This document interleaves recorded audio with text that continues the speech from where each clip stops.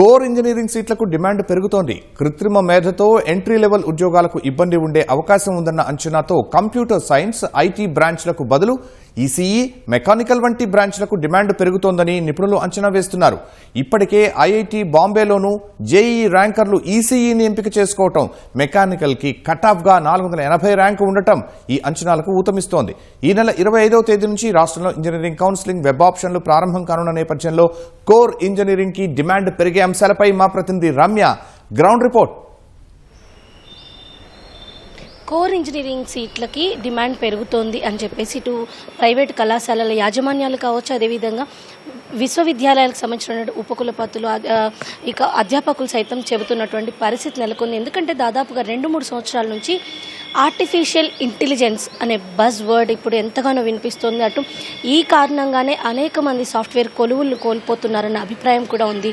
దీనికి సంబంధించి అనేక రకాల స్టాటిస్టిక్స్ సైతం చెబుతూ ఉన్నాయి. ఈ నేపథ్యంలోనే విద్యార్థులు కొత్తగా తమ కెరీర్ని ఎంచుకోవడానికి ఏదైతే మైలురాయిగా చెప్తామో ఇంజనీరింగ్ని, అలాంటి ఇంజనీరింగ్లో కోర్ సబ్జెక్టులను ఎంపిక చేసుకునే అవకాశం ఉందని చెప్పేసి ఆ దిశగానే గత 2-3 సంవత్సరాల నుంచి కూడా చూసినట్లయితే ఒక షిఫ్ట్ కనిపిస్తోంది. ఇంజనీరింగ్ సీట్ల కేటాయింపులు అనేది కూడా మనకి గత సంవత్సరాల నుంచి ఉన్నటువంటి అనుభవాలు చెప్తున్నాయి. అయితే ప్రధానంగా చూసినట్లయితే కనుక చాలా కాలం నుంచి కంప్యూటర్ సైన్స్ కోర్సుల కంటే 2014 నుంచి 16 ఆ సమయం నుంచి కూడా ఏదైతే కంప్యూటర్ సైన్స్ కోర్సులకు సంబంధించి అత్యంత డిమాండ్ పెరిగిందని చెప్పొచ్చు.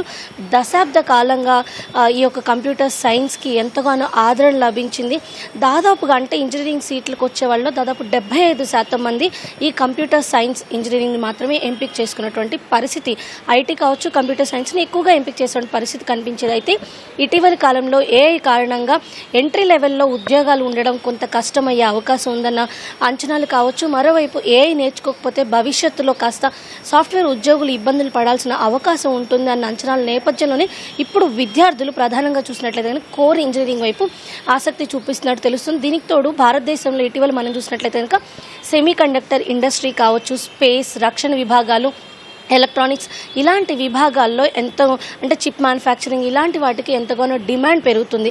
ఆయా రంగాల్లో డిమాండ్ పెరగడంతో పాటు ఆయా రంగాల్లో పనిచేసేందుకు అవసరమైనటువంటి ఇంజనీర్ల సంఖ్య కూడా ఎక్కువగా ఉన్న నేపథ్యంలోనే ఇటు అంటే సాఫ్ట్వేర్ మాత్రమే అవసరం లేకుండా ఇతరత్రా విభాగాల్లోనూ కొలువులు అత్యధికంగా వచ్చే అవకాశాలు కనిపిస్తున్న నేపథ్యంలోనే విద్యార్థులు కోర్ ఇంజనీరింగ్ వైపు ఆసక్తి చూపిస్తున్నట్టుగా తెలుస్తుంది. ఇందులో ప్రధానంగా చూసినట్లయితే ఇంకా ఈసీఈ, మెకానికల్ ఈ 2 కోర్సులకు కూడా మరింత డిమాండ్ ఉన్నట్టుగా కనిపిస్తుంది. ఈసీఈ విషయానికి వచ్చినట్లయితే ఏదైతే సాఫ్ట్వేర్ ఉద్యోగానికి వెళ్లాలనుకున్నా ఈసీఈ చేసిన విద్యార్థులకి ఈ కత్తికి 2 వైపులా పదునుంది అనే మాట చక్కగా ఈసీఈ చేసినటువంటి విద్యార్థులు సాఫ్ట్వేర్ వైపు వెళ్లేందుకు కూడా కాస్త అంటే వాళ్ళకి అవకాశాలు కొంత ఎక్కువగా ఉండడం ఈసీఈకి అత్యధిక డిమాండ్గా కూడా మనకు కనిపిస్తుంది. ఇక ఇప్పుడు జోసా ఏదైతే కౌన్సిలింగ్ ప్రారంభించి తొలి విడత సీట్ల కేటాయింపు పూర్తయిందో ఈ జోసా తొలి విడత సీట్ల కేటాయింపులోనూ ప్రధానంగా చూసినట్లయితే కనుక ఐఐటీ బాంబే లాంటి వీటిలో మెకానికల్కి 490 కట్ ఆఫ్ను ఏర్పాటు చేయడం, అంటే ఇంత తక్కువ కట్ ఆఫ్ ఉండడం అనేది అక్కడ ఆయా సీట్లకు ఉన్నటువంటి డిమాండ్ని ప్రధానంగా తెలియజేస్తుంది.